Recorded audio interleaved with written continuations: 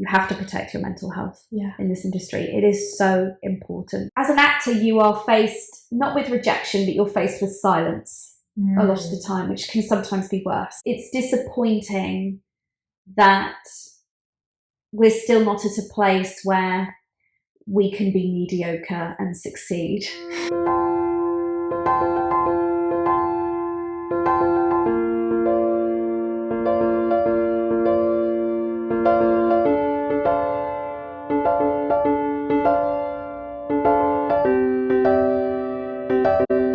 Well, Ikki, thank you so much for taking the time to chat with me today and for taking part in Lunar Life Stories. I know that you know a little bit about Lunar already, we've worked together before, but just for the benefit of some of our viewers who may not have heard of us, I'll just explain briefly who we are.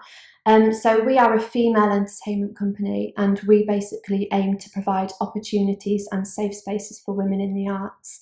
And the kind of purpose of this interview is just to give women and girls worldwide an opportunity to hear the stories behind the UK's most successful female creatives like yourself. Just to begin with, I'd like to hear a little bit more about you. So can you just please start by introducing yourself? So tell us who you are and what you do. Yeah, so my name is Ikki El-Amriti. I'm a senior talent agent at Identity Agency Group, IAG, as we're also known. And we are a London-based talent agency. We also have clients in LA as well. It's very diverse on our books, so we look after everybody, all skin tones, all backgrounds, all cultures.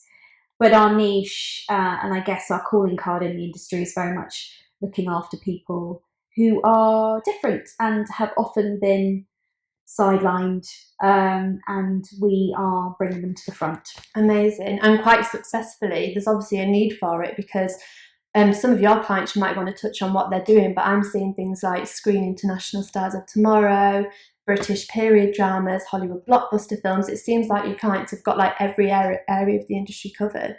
Yeah, we don't want to hold back or narrow, opportunities for our clients. We really want to push in all arenas. So film, TV, theatre is very important to us, and covering all genres. It wouldn't be fair if we sort of sat back and said, no, we're only going to focus on action films.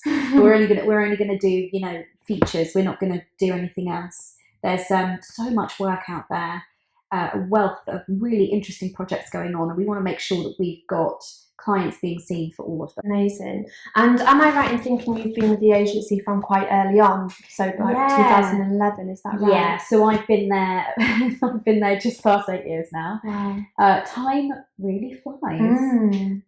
But yes, it was a very different beast when I started back then. It was a smaller company. We were getting to grips with things in the film and TV industry. Attack the Block was just about to come out. Right. So it's been really interesting and really lovely to see it expand and grow in the way that it has. Yeah. And were you an agent before IAG, or was that your first agency role? This was the first formal agency that I worked for. Prior to that, I was working in TV as an entertainment researcher, so doing something quite different. Yes. I worked specifically in development, so my role was to develop TV show ideas. So that could be anything from quiz shows, game shows, panel shows, comedies, scripted comedy, reality TV, all of that sort of stuff, which was quite fun. A lot of hard work. Yes. Really involved a lot of thinking, a lot of creativity, a lot of coming up with things sort of all day, every day. And I did that for a few years, and just, I guess, suffered a little bit from burnout.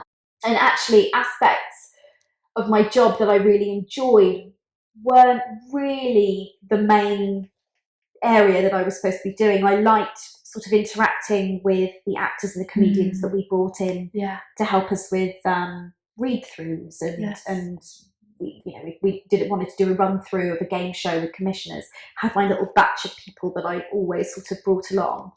I started to really care about them and sort of think about what was going on with their careers and how they were being managed, and how that side of things started to operate. And I decided to leave what I was doing and move into working in an agency, and came across Identity, and it ticked all the boxes. And 8 years later, I'm still here. How do clients kind of get involved with your agency if someone's watching this thinking, oh, I'd love to be a part of IAG? How do you kind of select your clients?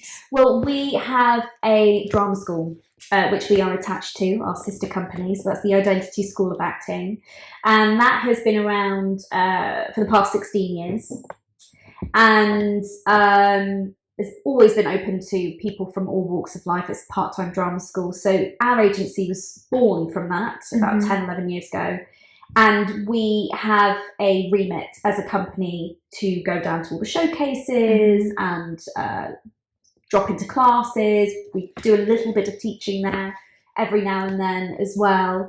And so we select the majority of our clients from that school. We talent scout from that school, and select people that we think are working at a very high level. But then, you know, we also have space for people outside of the school. So if you've trained full-time somewhere else, you know, one of the big drama schools, or you've got a few sort of credits on your CV, then we will also take a look at you as well. What skills do you think you made working in television that transferred into your job as an agent? I'm not going to say that I came along and transformed this company by myself. It already had Femi Ogans there, you know, doing his thing and working really hard, and another agent there as well, really working hard. But I think coming in at that stage, I was able to, and also being a little older, I wasn't starting in my early 20s, I was in my late 20s when I started working there. I had the confidence and the experience to come in with ideas. And not feel afraid to change things within the company or to suggest different ideas. And that was really embraced. So it was a really brilliant group setting and a family dynamic from the start. Nice. And what skills would you say that you need to have to be an agent? You really need to know how actors work. You need to understand the process of acting, what it is. I think anybody can watch a self-tape and go, oh, that looks good, or oh, they were in that show, that looks good. But I think you need to know a little bit more detail than that, and then know how to apply that to the right project. So it's constantly matching people up with things, and having a very critical eye, having a lot of knowledge as well about the industry. So you need to know, you know, stuff like casting directors and things like that, you can learn. But having an innate sense of what is good and why something works and why it doesn't work, that's, I think, a really important skill as an agent. Were there many female agents when you were starting out? And if so, did you get any guidance from them? Yeah, so the other colleague that was working there at the agency was a woman, and you know, she taught me a lot. And I've always seen, you know, when we go to PMA meetings or anything like that, there's a really healthy dose of female agents. I feel almost like there's more than 50%. Recently, there was quite a big discussion in the industry to do with power and ownership of ideas and whatnot. And there was also, the idea was being explored that a lot of things go on in theatre and the industry which you wouldn't expect because of the content of the plays and the work that's being produced. So about equality, about this is actually very different in contrast to what happens behind the scenes. Would you say you'd experienced that at all, or you could relate to that? Not within the company that I work for, genuinely, because what's always been quite nice, and maybe it's happened by accident, but there's always, for some reason, been more women in our company than men. So I wouldn't have been at this company for so long if I'd felt as though I wasn't being heard or respected because of my gender. I just wouldn't. I don't tolerate that. So I think I'm in a little bit of a bubble. But I do know, and I am fully aware of the fact that there is absolutely a daily struggle for female creatives to be taken seriously. And it's disappointing that we're still not at a place where we can be mediocre and succeed. It's so true. You know, I'll put it like that. Very interesting, but it's actually encouraging to hear that you've had that experience at your agency, because they're kind of ethos is including everyone and champion voices that might not be heard in other realms. So that's encouraging. And what we found from like connecting with women in the entertainment industry is that sometimes they feel like they need to put on a bit of a game face or portray a tougher exterior in order just to be taken seriously by not only the industry but their peers as well. Have you experienced any of that, or would you kind of agree with that? I think back in the day when I was first starting out, I was very, very aware of, you know, how I came across in certain situations. But then I realised that you, as a human being, have to do that regardless. Maybe men are not as conscious about it, but I have to code switch constantly, depending on who I'm speaking to. And I remember reading a fascinating article years ago about why women sometimes were not taken seriously in a boardroom environment or in a meeting. And it's little things like, you know, the awkward inflection at the end of the sentence. I'm telling you something, but I'm not sure about it. Or run-on sentences, which I do a lot. Instead of being precise. And also laughing. Apparently a laughing woman is not a good thing. It means we're stupid. These things that you think, well, like, you know, those are very, very normal and everybody does that. Men do that. It's not a strictly female thing. But those little things in conversation, I thought, that's interesting. So I apply that to certain situations. If I'm in the middle of a negotiation with a casting director or a producer and we're discussing money and we're discussing a contract, that is not the time for me to giggle. No. That is not the time for me to waffle on. It's actually the time for me to sort of sit back and be very precise with what I'm saying and be quite serious. And so I find myself switching between that, but then when I'm with my clients, I can be warmer, more nurturing, more female, I suppose. So it just depends on the situation that you're in. But just to loop back to what you said, because I do ramble, there are definitely moments where you do feel you have to put on a little bit of an armour. And one kind of area that I'm really interested in is, how has your role changed as an agent over the past 5 years, you know, in terms of all this mental health awareness and the well-being of your clients? It's such a priority nowadays.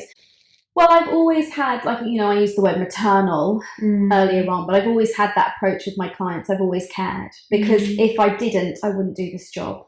I think the most wonderful thing is building a close relationship with your client and getting them to trust you and you to trust them. You have to like each other. And you have to be able to have very honest conversations. And in regards to mental health, it is very, very important to me. And the one thing that I always say, I say this to school whenever I'm there, and I say this to my clients regularly, you have to protect your mental health in this industry. It is so important. This is, as an actor, you are faced not with rejection, but you're faced with silence a lot of the time, which can sometimes be worse than rejection. Definitely. Sometimes when you get a no, you know you can put it to bed. It's done, I didn't get that, somebody else got the role. But what you get more often than not is nothing. Nothing. Until that thing comes out on TV or in the cinema, and then you go, oh, they cast that person. Okay, I didn't get the role. And that can really wear you down. And it's very, very easy to sort of sit back and say, don't let it affect you, get a thick skin, you know, this is the industry you want to be in, you've just got to deal with it. But you're human at the end of the day. And it's totally fine to get upset and to get bothered when things aren't working out and to feel like you're at fault. But you're not. There's so many things going on in this industry, so many decisions that are made that have nothing to do with how you did in the room that day. So with all of that, you do have to take care of yourself. And I find more and more, which I don't mind, I actually enjoy, I'm having conversations like that with my clients. I had about 2 or 3 of those conversations on Friday and ended up giving out information on certain mental health services twice that day. But I do that off my own back because it's really important. But then how do you make sure that you're protecting your own mind? Because, you know, you have to be a support, because that's what you are as an agent, as well as like finding them the roles, you are a support to them. How do you make sure that you're okay?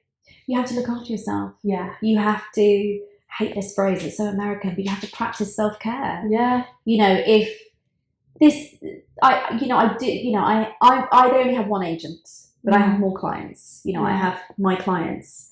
And so I'm splitting myself amongst them. So you have to find a way to manage that doesn't cause damage and stress. And it can be a very stressful environment. It can be sort of very quick, very fast paced. There's a lot going on. You're having to balance a lot.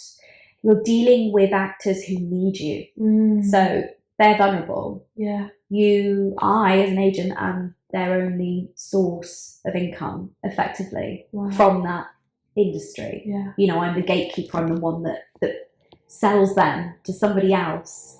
And if they get the job, tries to get the best deal for them. So it's a lot of responsibility. You have to find time away from the job to look after your mind, to have other things going on in your life, to meditate, to have counselling. Therapy is so important. To have good friends around you.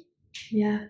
And to realise that actually at the end of the day, it's not rocket science, it's not brain surgery, it's just fun. Yeah. What changes do you anticipate in future? I hope that more people can feel comfortable with saying when they're struggling, with asking for help. It's really hard, particularly amongst men, because they are taught from a very, very young age not to express their feelings, not to cry, not to get upset, not to show emotion, to be a man. And the toxic masculinity that we often talk about towards women, it happens with men as well. Absolutely. It's not good for men either. No. So what I would love is to see everybody moving to a place of being more open and accepting. I think the stigma is shedding away, which is good. I'm seeing more people on social media being very open about their mental health, about times that they've had which were tough, about the things that they're doing to look after themselves. So I hope we continue to move forward. I think in another 5 years we'll be even more open about that. And it won't be such a thing that you need to feel like you have to hold yourself together all the time. I know. You know? Let's hope anyway. And what do you see as the future of IAG? Are you hoping to kind of stay and see where it grows even further, or it must be quite exciting for you? It is. It's funny because I think from the outside, if you look at how quickly we've come up over the last 10 years, it must look like it's constant screaming and shouting in the office and drama, and it's like Wolf on Wall Street. Certainly we have those moments, but I think because we're in the thick of it, we're 100% excited, but the focus has always been there. The drive has always been there. Right. Yes, we want to make money, but that's not the reason the company exists. No. The company exists to put people of colour in front of the camera as much as we can, to get people to see them, to see us as leading actors, supporting actors, as more than just the colour of their skin, more than just their accent. Yeah.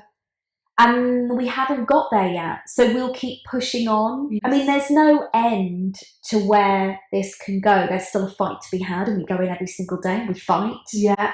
And it's fun. And then obviously we've just opened our drama school in LA, which has been open for almost a year now. We've got 200 students there, which is fantastic. Yeah. So we're spreading our ethos globally, and the way that we work, and the way, even though they are very much, you know, different companies. If you sign with IAG, you're not, you know, it's not like you're going to the drama school. It's a different thing. Yeah. The ethos is the same. Do you think the UK is a bit behind America in terms of diversity on screen and whatnot? You know, years back, when you look at people like Idris Elba and his generation of actors, he really did need to go out. You know, it wasn't clicking for him for whatever reason over here. And Chiwetel Ejiofor, Tandy Newton, they really had to go over just to get noticed, because there are so many more roles over there which are, you know, specifically diverse.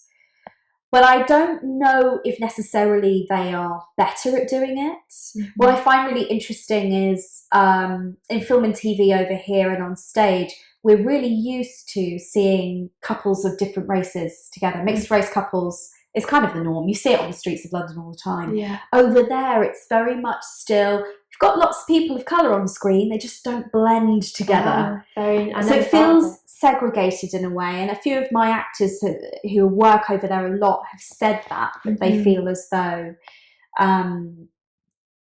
yes, there's more roles, but it's not necessarily integrated. It's really interesting to see what will happen to the UK film industry in a few years' time with the climate and whatnot. Yeah.